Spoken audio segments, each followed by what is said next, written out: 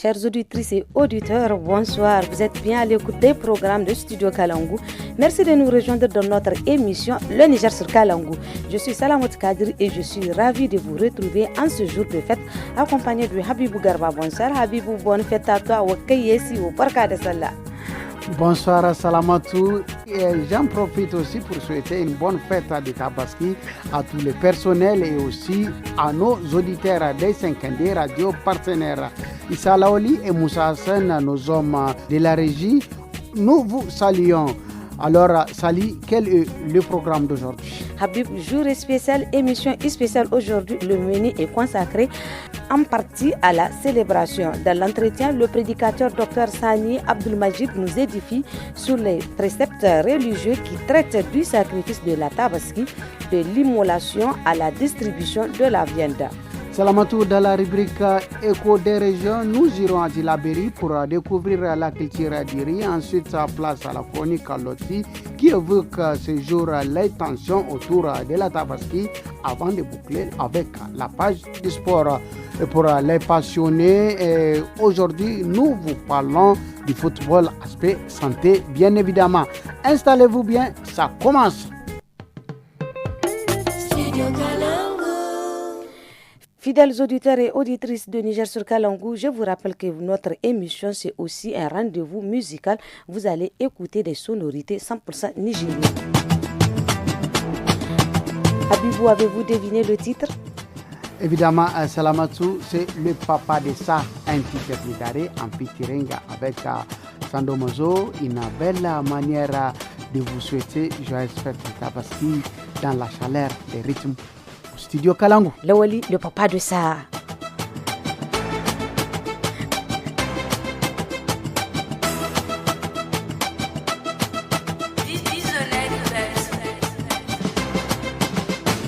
J'ai pas dit que je suis meilleur, que je suis un god, que je suis papa de ça. Mais je sais que je peux le faire. Tout ce que tu sais, je suis papa de ça. À Niamey, on se connaît, on sait qui est papa de ça. La faire, on peut la faire, on peut bien la faire. On n'est papa de ça. Aïe, aïe, aïe, on va, on est ESA. Munzone muchiyo gasa. Sheka urin biki jayasa. Zarma sani na wal hausa. Lumpaka lumpasa. Yaro da shi da babansa. Hunga ya ce su gungasa. Ai mana sa. Yau tambaye kaga amsa. Ai kai mamu jenisa. Hun ka ce su yi sun kasa. Ba mu sa'insa. Sai ka shiga cikin sakalasa. Da ni da kai uban da ya hasa. Babu wanda aka nan na kasa. Akwai su makon ruwan kankana. Inda can yana bisu da gasa. T'es content si tu penses que c'est la chance. On a venu en force pour tout ramasser. Partir ramper, partir comme la fusée. C'est nous. Voilà, villa, c'est nous. C'est nous. Voilà, villa, c'est nous. Ah, si c'est pas nous, c'est qui? Si c'est pas nous, c'est qui? Si c'est pas nous, c'est qui? Dis-moi, si c'est pas nous, c'est qui? Si c'est pas nous, c'est qui? Si c'est pas nous, c'est qui? Si c'est pas nous, c'est qui? Dis-moi, si c'est pas nous, c'est qui? C'est nous.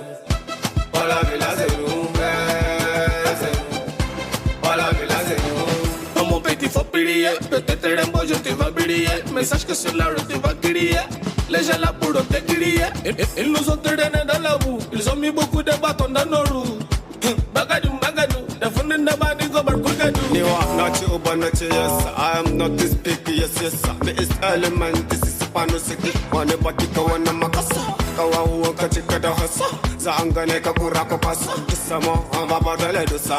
On va se popele comme un troussard. Et des bons sambo d'anga de frissa. Passamba chien de l'étage. Sans j'attends qu'on avait des tages. Y'a Maria, nana, c'est nous.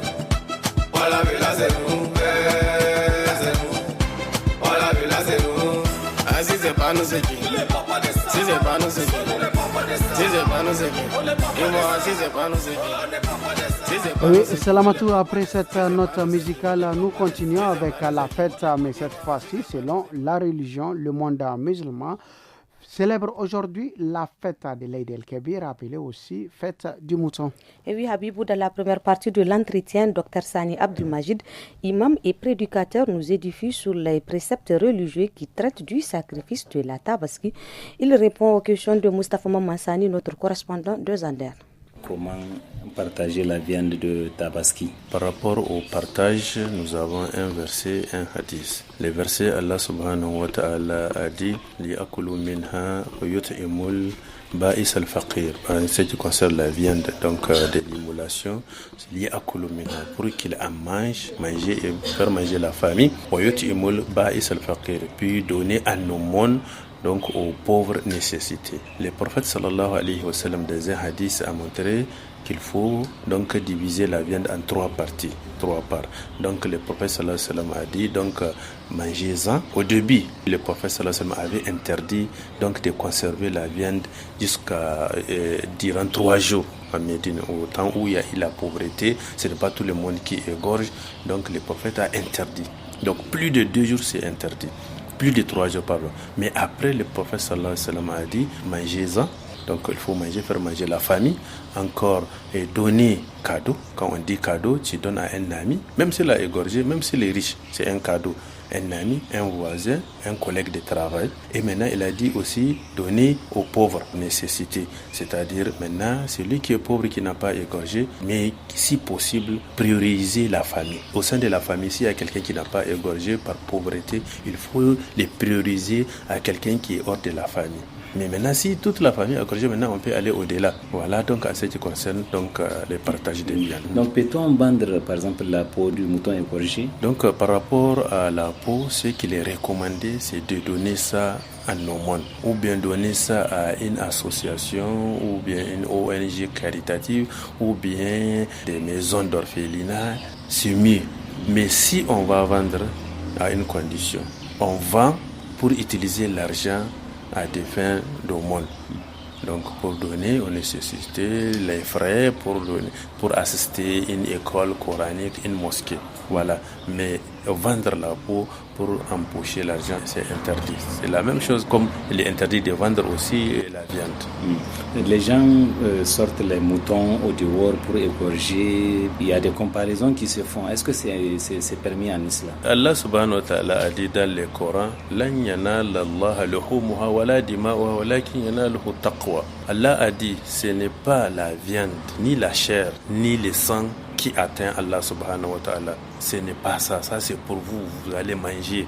Mais ce qui va atteindre Allah subhanahu wa ta'ala, c'est la taqwa, la piété, la crainte d'Allah subhanahu wa ta'ala qui vous a poussé à immoler. Voilà, donc ça veut dire que celui qui immole, qui égorge sans une bonne intention, exclusivement Allah subhanahu wa ta'ala, c'est comme s'il n'a rien fait. Il ne sera pas récompensé. C'est pourquoi il ne faut pas se montrer, même à l'achat.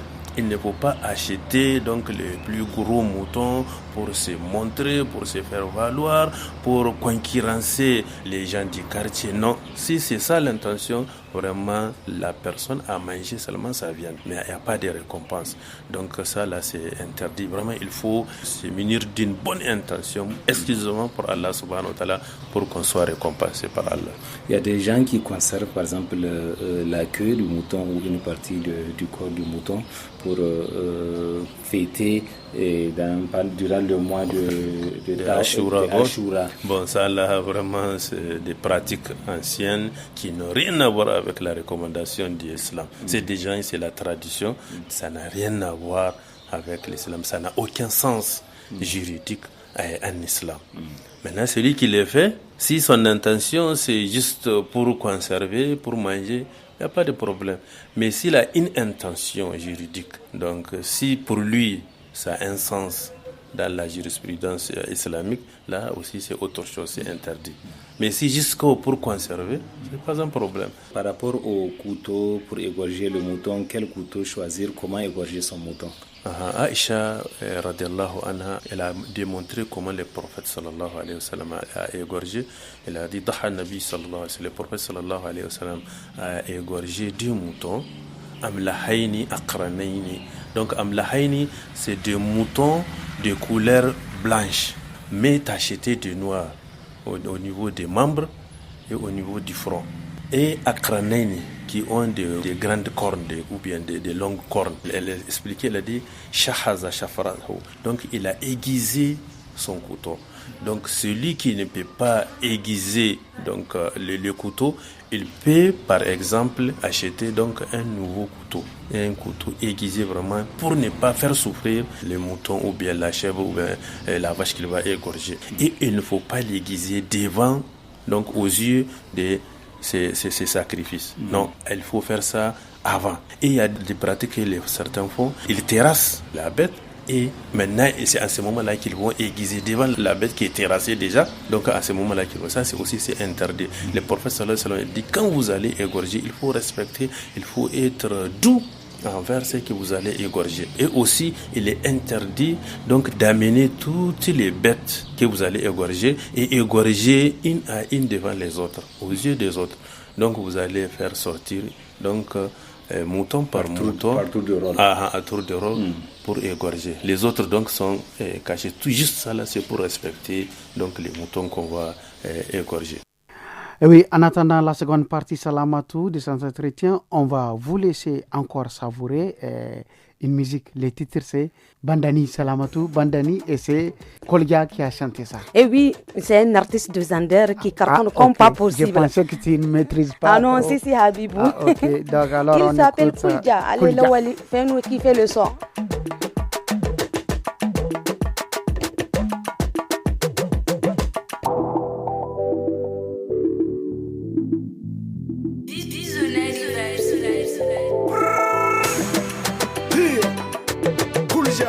Zander. Nide bandani, bantike en zamani. Nide bandani, naranzir Allah bandani. Suka te haukana nake ba waka ba ta shirme ne nake yi. Saurara ka ji, kusa ya kuji shirman. Nana piko sa pakonda pukune misa na papata pukune misa la pakota pikune misa na makoda pakota pu. Ana misa na makota pakone misa na pika na pakota pukine pisa na pakota pukune pi. Kizo ki goda, kazo ka goda. Baka iya musu, mutane baka iya musu. Zagin da kuke mini, wata rana banana, wata rana na bari. Na mutu. Nide bandani, bantike en zamani. Nide bandani, naranzir Allah bandani. To, mi kuke azam ne, ku tashi mu taka, na kalangu buga mu je, na piko sapa, na da pata bagwa beri na bingwana mama babam babam babam babam babam.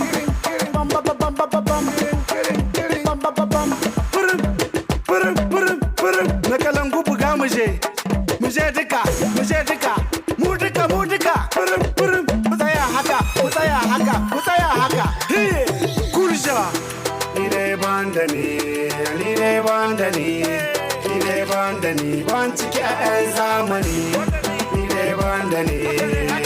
bandani, naranzir Allah bandani.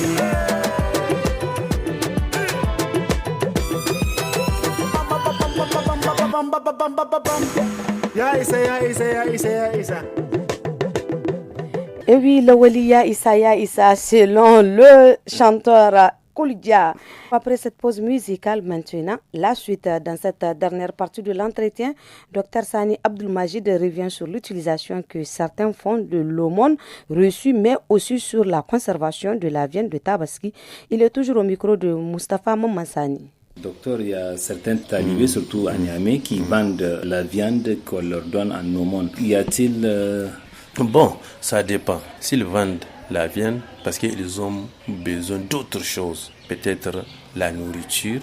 Ils savent qu'ils ne sont pas trop tirés par la viande, mais ils vont vendre ça pour acheter les riz, les mil.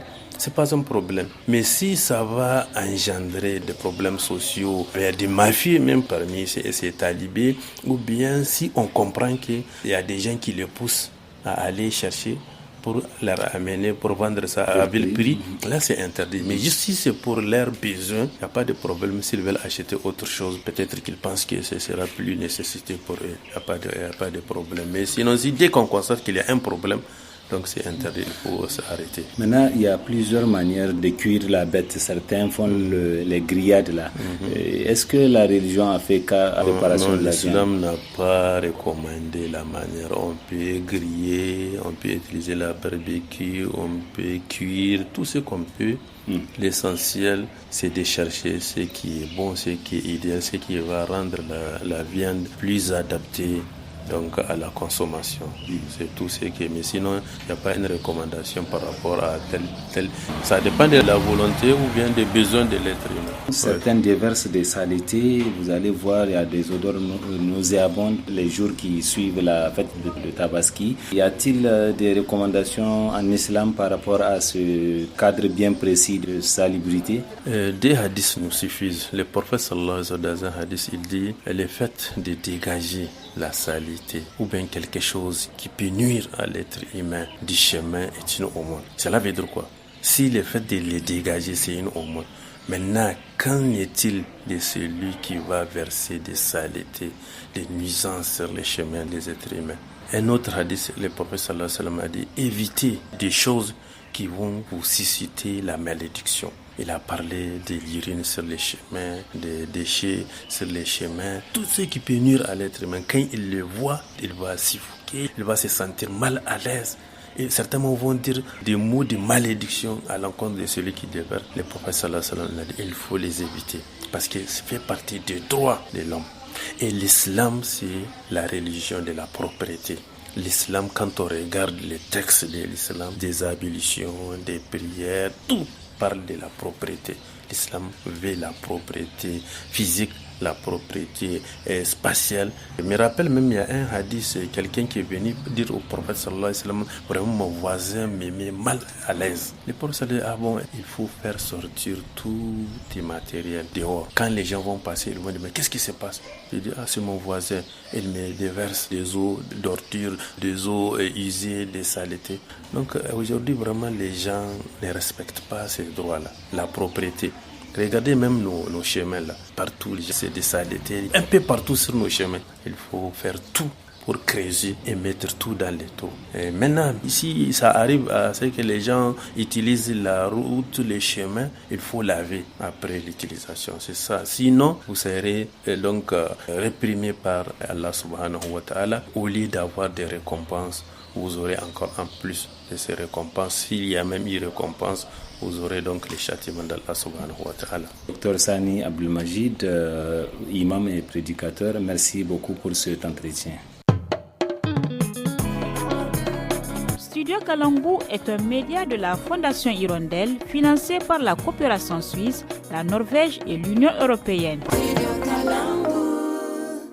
Salamatou, place à présent à la rubrique hebdomadaire environnement à l'occasion de la fête des Tabaski. Des jeunes volontaires pour l'environnement sensibilisent la population autour d'une Tabaski écolo. Ils encouragent à adopter des comportements responsables pour protéger l'environnement, notamment en privilégiant des solutions alternatives au bois de chauve pour les grillades.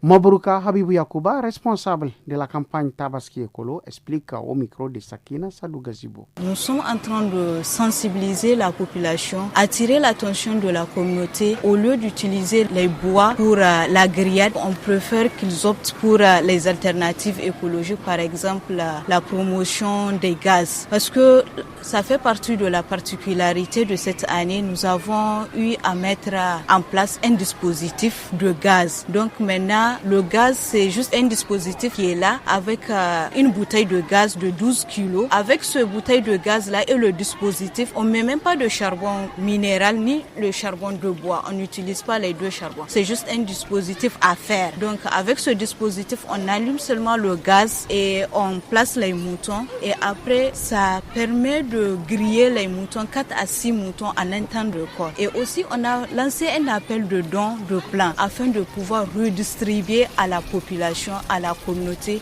d'où notre slogan un mouton, un arbre. Parce que Tabaski Écolo, ça fait maintenant 10 ans que nous menons cette campagne au Niger. Et c'est pas seulement à Niamey, c'est aussi dans les 8 régions du Niger. Nous attirons vraiment l'attention de la population afin de réduire l'utilisation du bois là pour opter aux alternatives écologiques.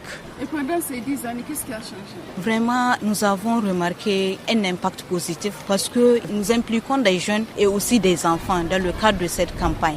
Et l'année passée, il y a même eu des étudiants en master qui ont eu à faire une étude sur la campagne Tabaski Écolo. Ils ont sillonné les régions, ils ont rapproché la communauté, la population afin de pouvoir leur poser un certain nombre de questions sur la campagne. Qu'est-ce qu'ils ont compris de la campagne? Quelle est l'utilité au lieu d'utiliser le bois? Donc qu'ils optent aux alternatives écologiques. Vraiment, on a observé un certain nombre de changements. Parce que la particularité de cette campagne est le fait même d'impliquer les jeunes et aussi des enfants. Ce sont des enfants âgés de 9 ans à 18 ans. Donc les enfants là prennent conscience alors que la voix des enfants compte. Si un enfant rapproche un ménage ou bien un parent, un oncle, il lui explique pour lui dire que voilà, tanti ou bien tonton, au lieu d'utiliser le bois, on préfère que vous utilisez le charbon minéral. Parce que nous les enfants, ça nous impacte. Les arbres là que vous voyez, lorsqu'il fait extrêmement chaud, nous les enfants, nous pouvons aller sur les arbres. Ça nous donne de l'oxygène, de l'air, on peut respirer.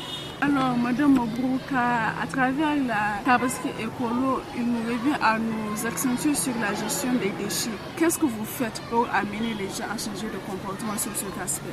Nous avons constaté qu'après la Tabaski, partout il y a des déchets. Juste, par exemple, les déchets là, les gens versent, ils laissent ça partout. Donc après, ils n'arrivent pas à bien les entretenir. Donc nous, cette année, on a dit qu'après la fête de la Tabaski, nous allons mener une campagne pour sillonner quelques ménages ou bien quelques quartiers afin de pouvoir ramasser les déchets là, parce que ces déchets là, ça devient du compostage. Nous allons les utiliser pour que ça devienne des engrais, si je peux le dire. Donc nous allons les utiliser pour le jardinage, etc. Nous allons sensibiliser la population pour que au moins lorsqu'ils creusent le trou, qu'ils puissent au moins rassembler, mettre les déchets là. Après nous allons faire maison à maison pour pouvoir ramasser ces déchets-là et après on les utilise pour faire du compostage. Avez-vous l'habitude de faire ce genre de campagne pour sensibiliser la population sur le cas des déchets? Oui, parce que l'année passée, on a eu à faire une sensibilisation communautaire au sein des ménages. C'était même avec des enfants. Les enfants, ils ont été outillés sur tout ce qui concerne les déchets et le compostage. Ils partent de maison en maison, de porte à porte, pour sensibiliser leurs parents afin d'attirer leur attention sur tout ce qui concerne la question des déchets. Et après, nous avons des flyers et nous faisons des affiches partout dans les quartiers. Parce que l'action là, chaque individu a une action à mener dans le cadre de cette campagne. Pendant la période de la Tabaski, il y a à peu près 5000 tonnes de bois qui sont utilisées. Fidèles auditeurs, et après l'environnement, direction Tillabéri pour l'écho des régions. La région de Tillabéri ou région du fleuve est par excellence une zone de riziculture, une des principales activités des riverains. Le producteur Mahmoud Seyni, dépositaire de la tradition Wogo, nous en parle davantage au micro de Boubou Kormorou. Mobi afa igna se haramse moydi hin ko nirba ni mir famande se ifo to mobio ifo ta haramse wona mobio igadan no so kandi kay diago kagman albere ikonda bongo guse la kayen sked wedla ni gi iga bere kay dia bonjina kul sabanda asay hado bonjina dinga no gaze ne halaga to nan kal gore ga tun kul go ha me ka tun goro bombe ne danga mat kuka haro jiri ka bada asiya ka yolo ko ne hadana yole to kulu dogol woste ko ne to wodinu watu kase kaydi anga ban bore go ga hayno wi gano bore ga jinka wa danga mobiyon gano bore ga jinka nga hal dogolo go kaka to ninyo dambo dogolo nga sintinka hay gamo menen dama imani go charbande to watu kase wodin ban mo haram sewo mo matkadi ga goida kaydi ya banantara dang bore ne dogolo beri kalmurado ban hama wargogo warwane hama biyo hama jansa wata sanninir go tebo hama jansa din dogo gano iga nigan hama wi mo baraka marsa ara ham jan sa guti fu ham biyo adogo isa dan kal haridora to ni ga kul marsa ara wat kasan na hammo wa mu haram sa din sayara gurai nonguno na haram sa sayara ni ga kaman hamadin wi ma katare makaka ni wane haram sa din beri da hala ko to nan ka dogolo ganin kulgo wo ganin zamo wasuno haro hurara mati de nongo ga fisi da irko ba ngawo amurado ga te danga hammo hanan ka har ga badine yan wakine kulgo ga hin kuma danga mo hin ka din gaino ni ga jin ka ni murado teda hanni ga to dogolo bumbodo o gati dombore dura kigo ga do borfo haram sara iga du haka ga to ise bajiri mayo borfo mo biyo iga du haka ga to ise bajiri mayo dogolo wo iga nere hebizano mo biyo si dai haram sa si dai matkal agaba amma ni ga te ngwari gande ha mo biyo wat kuli goni se ni horan sini matan gati amma hano de ke bore hun mo biyo da haram sa goyoran da ha mo jansa goyora ga de no go tere wo akkan kam mo di man yara man to bor kun no gotun kadde barkir ko en te sai amma handin mo biyo haram sa ha mo jansa way an ga al windu koy garkal jirga baran izena ni ga kakita joda dogolo wodi do angay we genera deno go nur no ka gauran zibar mohin ko kan kese sonda fo sen kan so wannan nan warsi kada har mo kan warga bay kan wato kan wargo gate ki gate agonda na fa berbore sem agonda na fa berbore se waka so bore si gate hanadin alwate no go barme ho bore si haka ga jisi bande bore si kala haka ga nera ka dan zibara bande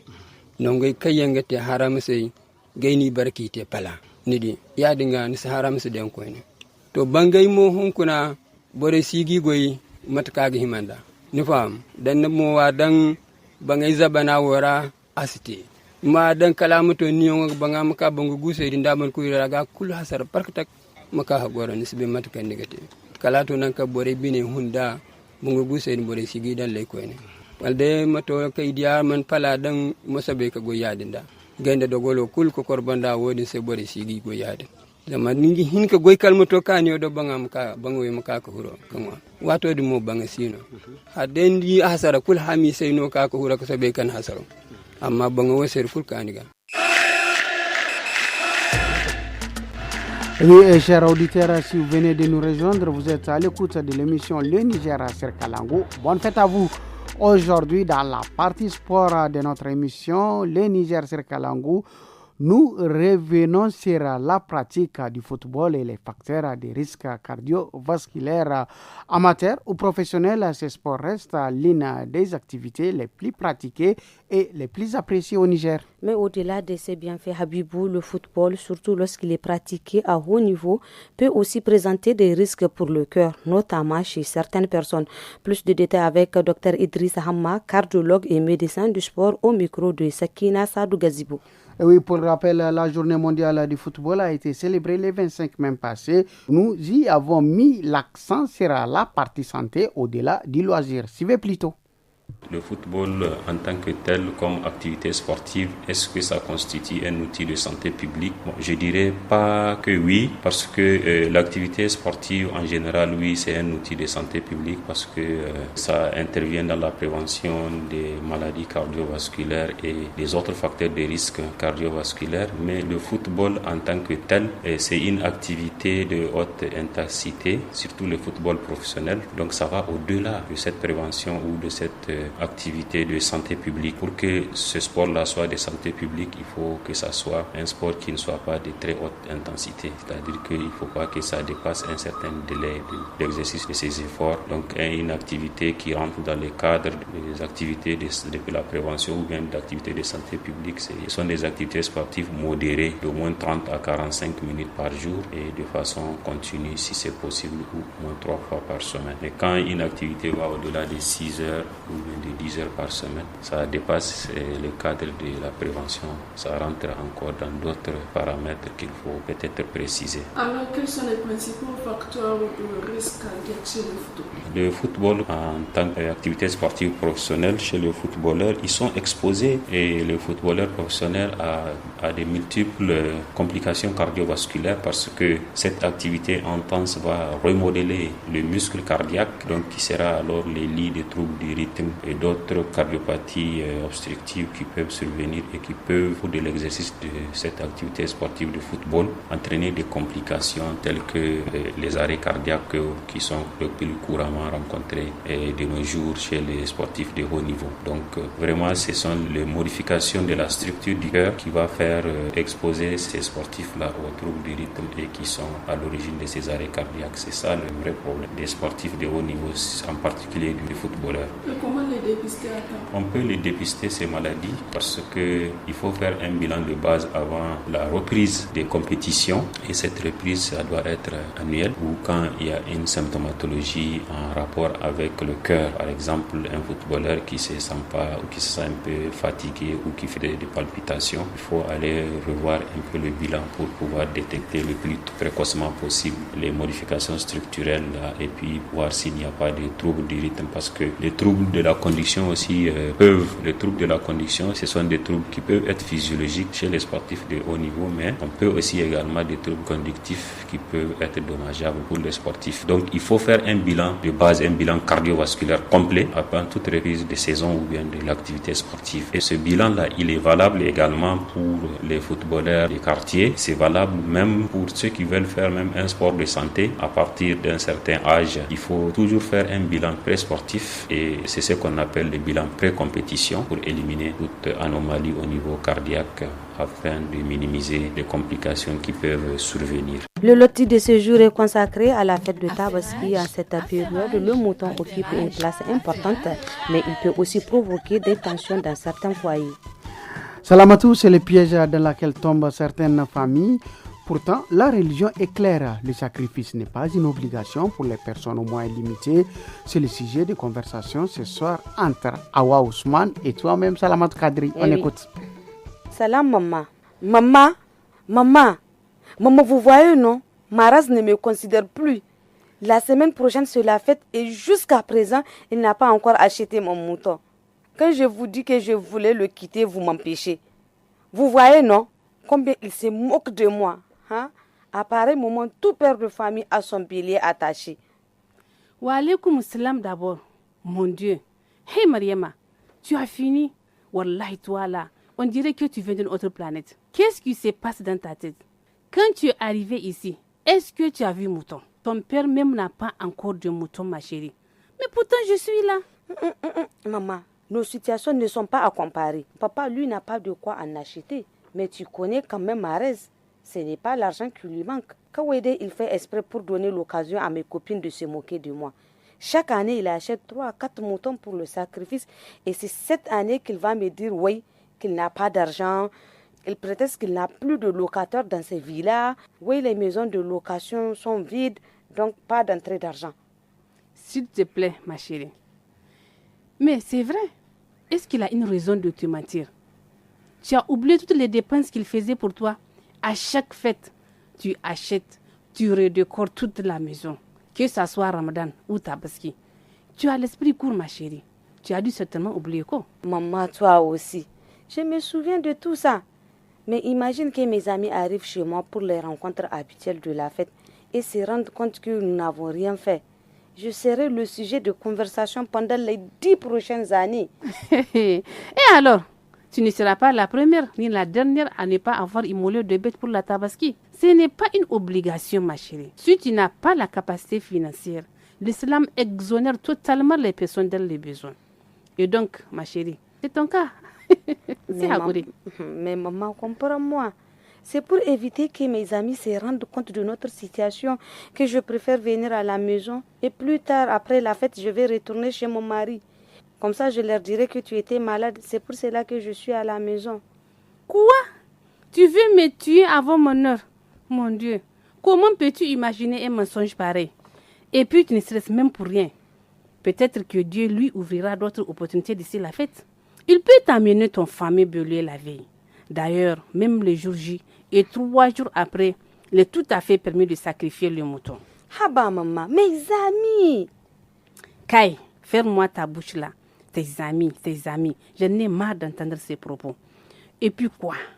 Tu n'as pas eu de mouton pour Tabaski. Est-ce la fin du monde? S'il te plaît, madame, s'il te plaît, calme-toi, tu peux le faire. S'il te plaît, il ne faut pas faire des crises de tension. Bon, maman, je retourne chez moi et je me remets à Dieu. Voilà, toi aussi, ma chérie, tu as tout compris. Toi, il faut regagner ton foyer, ma fille, et tout de suite, avant que ton mari ne rentre du travail. Mais Maraz aussi doit tout faire pour que mon mouton soit disponible avant le jour de la fête. Omi. Allah, Serki, vas-y, qu'Allah te facilite les choses. Amin, maman, bonne journée.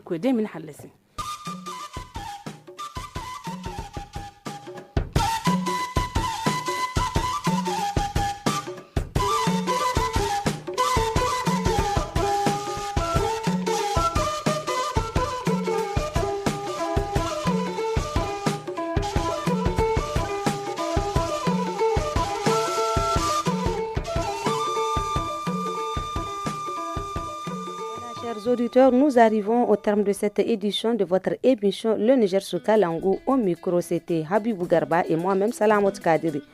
La technique a été assurée par Issa Laoli, Rayleto Hassan Soumana a assuré l'édition.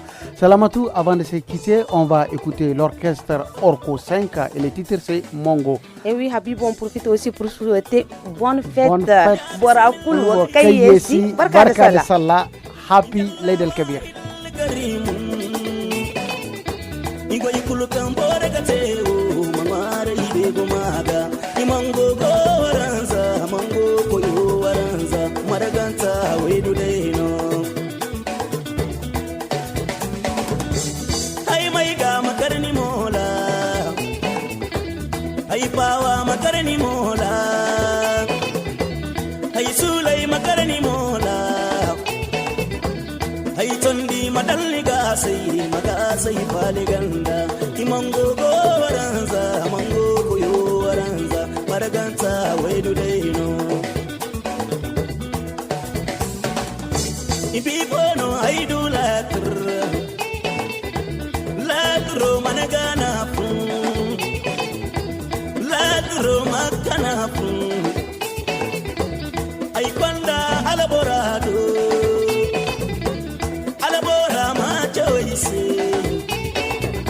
wandi ay kango gatalla iwo kango goro talla wo kango masa talla wo kango kobato talla wo kango mango talla imango go waranza mango koyo waranza maraganta wedu deino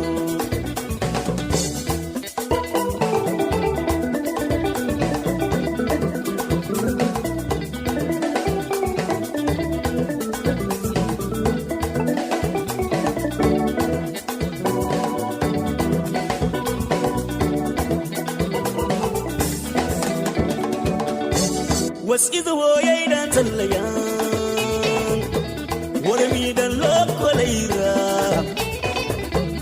إما جاوك دوبيري مكاكر لابو نفا إمانغو ورانزا مانغو كيو ورانزا مرغانتا ويدو دينو